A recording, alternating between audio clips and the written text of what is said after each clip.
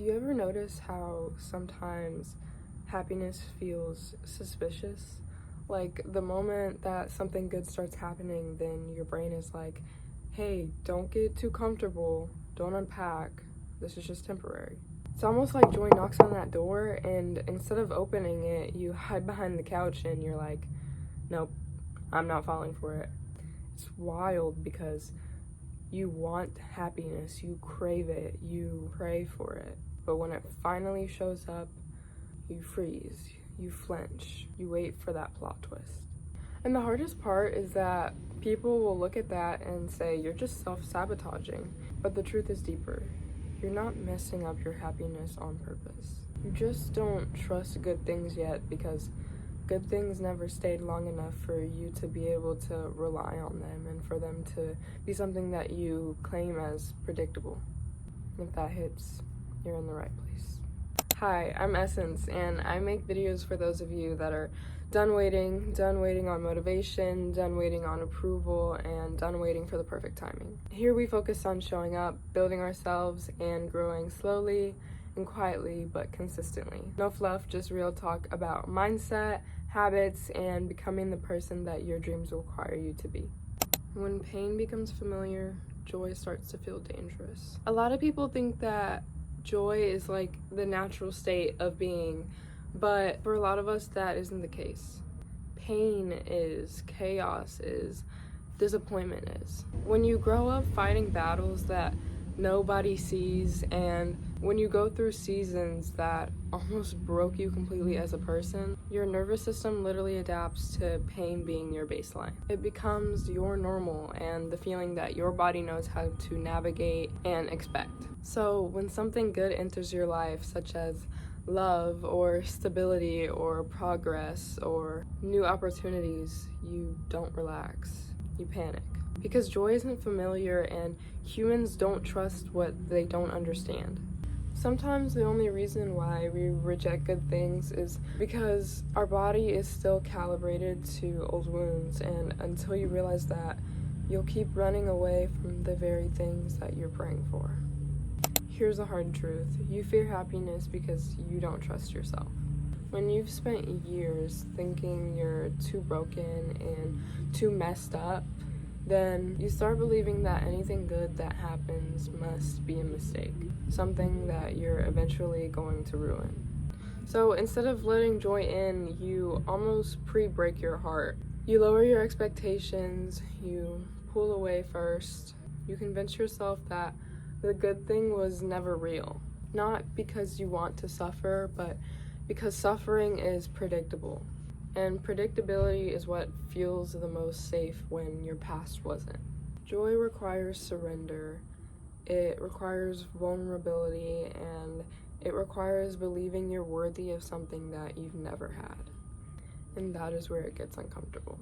Your body may remember the past, but you don't have to live there. One of the biggest reasons why we resist joy is because our body remembers what hurt us, even when our mind wants to move on. If you spent years bracing for impact, you don't just stop bracing for impact overnight. Joy requires a sense of safety that some of us never had growing up. But here's the truth. You can teach your body a new story. You can rewrite the way that your brain responds to happiness, and you can train your brain to stop seeing good things as bait. You can choose to believe that not every good thing is a setup. Joy isn't just a feeling, it's a muscle, and you get stronger the more that you practice allowing yourself to have it. For me, this topic is very personal because I spent a lot of my teenage years, especially after COVID, in a really dark place. Like a place where waking up didn't feel exciting. I wasn't looking forward to it because life felt so heavy. And I didn't know how to ask for help, and I didn't even know if I was allowed to ask for help. So I sat in it, I marinated in it, and the thing about being sad for a long period of time is that you start to identify yourself with it. It becomes your whole identity, and you tell the same story to yourself over and over. This is who I am. This is how life is. This is my normal. And what's crazy is that anytime I would feel a small spark of happiness, I would also feel resistance, and I would feel uncomfortable, and I would pull myself back down. Not because I wanted to, not on purpose, but because happiness felt temporary and pain felt permanent. I didn't trust joy to stay, so I tried to almost like beat it to the exit before it had a chance to leave me. I would fall back into the same mental loops, the same thought patterns, the same comfort and pain stories, the same habits. Because pain felt familiar, and I trusted familiar more than I trusted peace.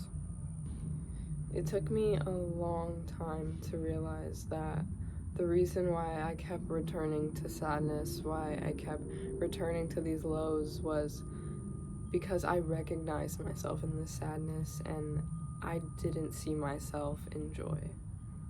Joy felt foreign, and joy looked unrecognizable, and it felt undeserved, and like I was wearing clothes that didn't fit.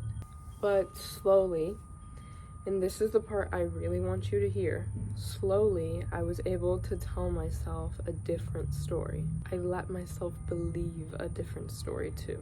I learned to trust joy the way that you learn to do anything, little by little. I started letting myself enjoy the small moments, the small happy moments, without analyzing them and looking for what's wrong and why is this happening to me. I allowed myself to be present instead of predicting the ending, instead of rushing myself to somewhere where I didn't have to go, but I was pulling myself back into. I paid attention to what made me feel alive. Even the little things like painting or going on a walk, feeling that night breeze when you're in a car ride.